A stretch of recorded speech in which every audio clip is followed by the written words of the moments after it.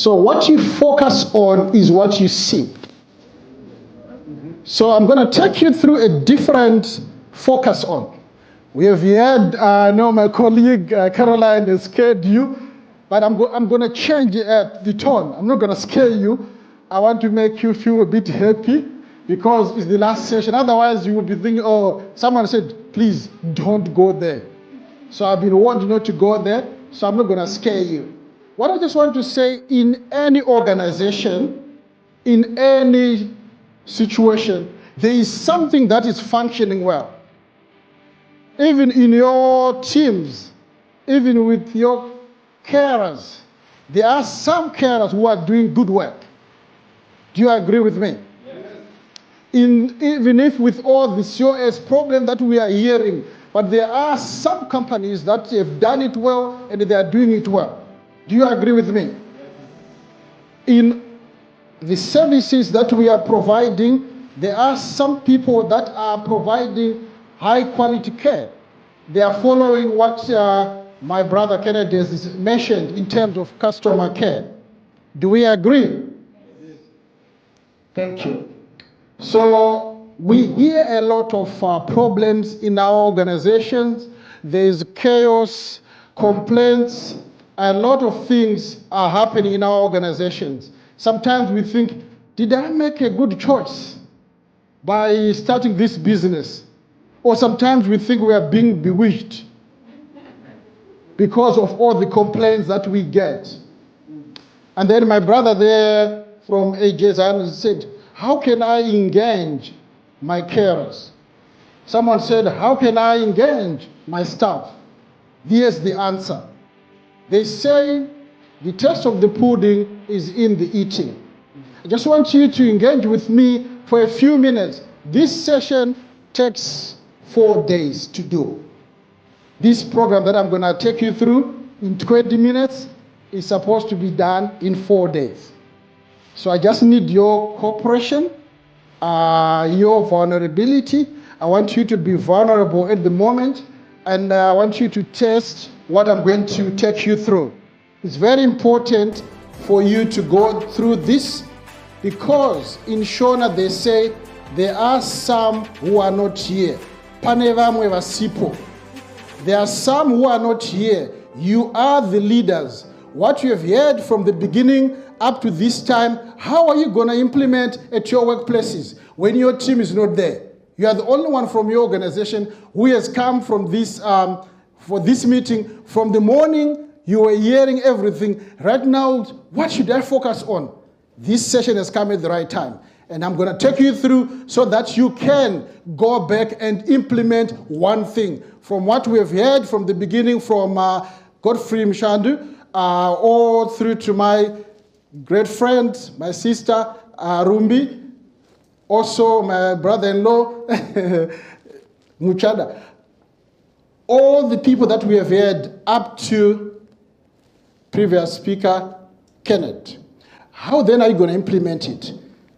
That is what I'm going to try to take you through in this session. So follow the process. Be vulnerable at the moment. So when we look at everything, is the culture. How we do things. Mr. Gwinyai told us about you train your staff. You don't train your staff. You don't train your staff and then put their skills in your cupboard. You don't train your staff and then not consult them. Caroline told us that we do have lawyers, we do have doctors, we do have accountants working for you. But do not fear them. Use them. Do not be arrogant. Do not let ego and pretend to know everything. Use them. But then the problem that we have sometimes is the culture of I know it all. Yes, you know everything, but you don't know everything. You know something, but you don't know everything. So we need that vulnerability as providers, as directors, to make sure that we learn something. So come with me as we move into this session. So what I'm taking you through is what is called appreciative inquiry. Those who have had appreciative inquiry, raise your hand. Appreciative inquiry. So at least I'm teaching you something, so I'm excited. So I would say by the end of this session, you should have understood what is appreciative inquiry. So appreciative inquiry, it focuses on things that are working in your organization. What is possible, and then how can we scale those things that are working in your organization? That is appreciative inquiry. In most cases, we do this approach. We take people in a meeting, we go on to a team building exercise, and we say, why are we getting complaints? There are so many complaints, safeguarding issues. So if it is Brighton, who has got 20 complaints against his name, in that meeting, I am defensive. In that meeting, I'm thinking, okay, is the team in the office? Is the rota people? It's you. So in that meeting, we are fighting, we are blaming each other, we are tensing. And then you have taken people away, and you come back, nothing is working. Have you ever done a team building exercise? Yeah. Does it work? Not always. Not always. Okay, this one will work. So I want you to go with me into this one and see whether it's going to work. So I want you to take this moment, take a piece of paper at your desks.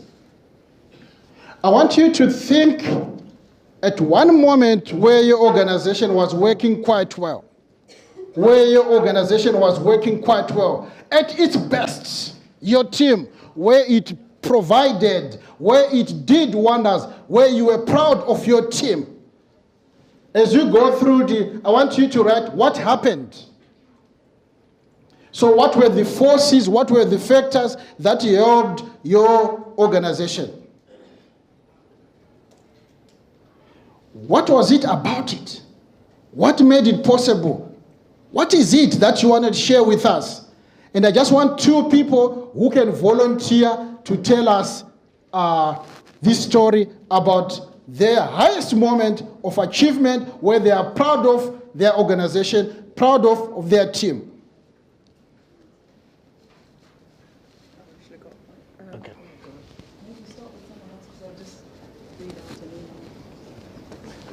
Okay, and she's coming next. Who wants to break the ice? Irumbi? I'll come to you. Everyone, please write. You learn something. Thank you. I'm going to talk about rock housing. We got a good rating for Ofsted, and it was after we had a really terrible time with a bad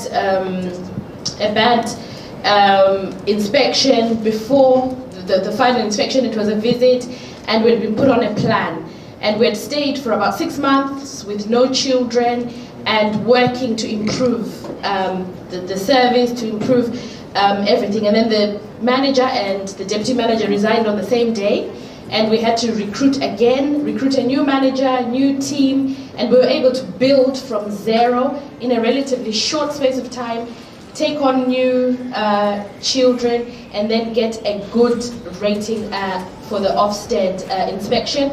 And the inspector who had walked with us through the journey, she was so tearful on the day because she said, "You've done so well, and I'm incredibly proud of you and your team." Let's give Rumbi a round of applause. They took lemon and made it into Lemonade. They used a setback into a comeback. I want you to keep writing, everyone. You'll find something that's going to be exciting for you. So just very quickly, an email that we received yesterday from a satisfied customer.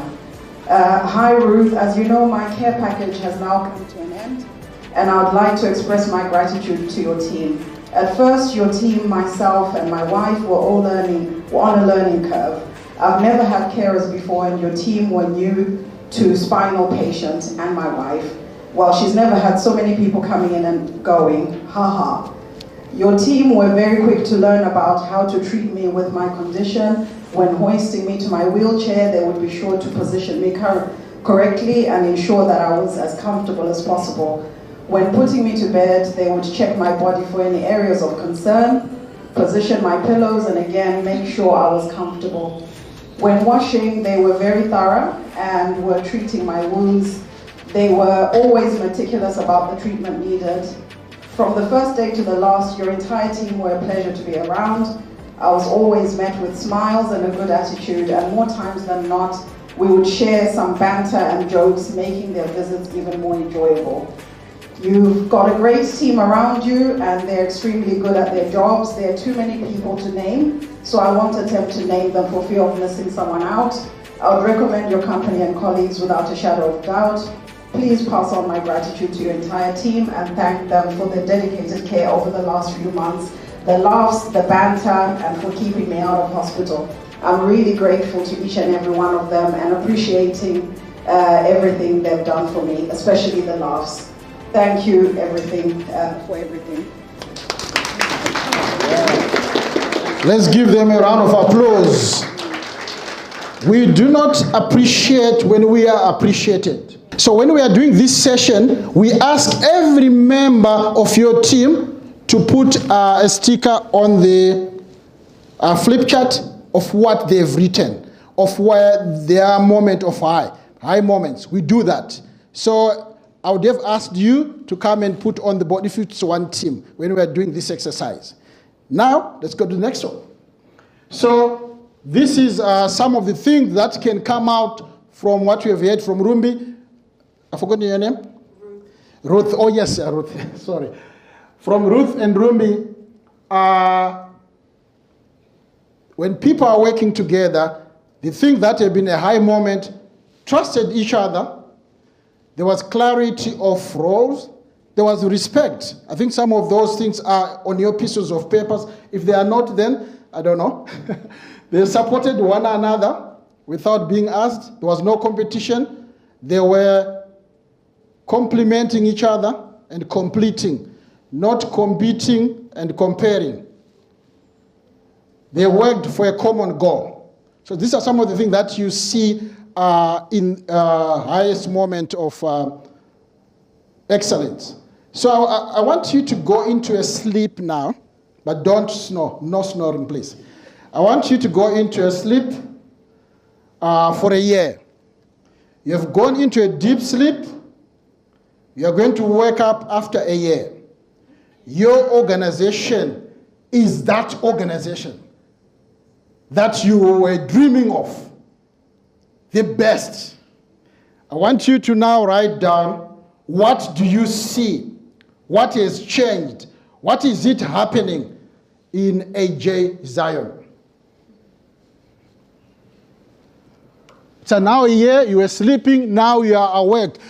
A dream team has happened. Whatever you've been working for the last 10 years has now happened. What is it that is happening now?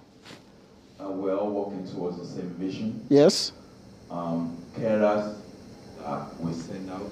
Yes. Are carers that I would recommend to care for me or my family. Mm-hmm. Are carers when they go out, that they get feedbacks, positive feedbacks. Mm-hmm. Like recently, when somebody died and the family came to us and said, we made the last few months of their dad's life very, very memorable for him. And they invited us to the funeral. You know, that gives me joy. Amen. That is what we live for, because we are passionate about what we do. And that is all it's about for me. Sometimes, as you people said, the bonus is the profit. I don't think I've made a profit yet. Yes. But I'm striving for that place where I will be able to say, go to my commissioners and go to my councillors and say, look, we have this business idea and I want you to support us. Because I know I have the carers. I know we have extraordinarily compassionate carers. Carers that will take time out of their own annual leave and come and work because somebody else is sick.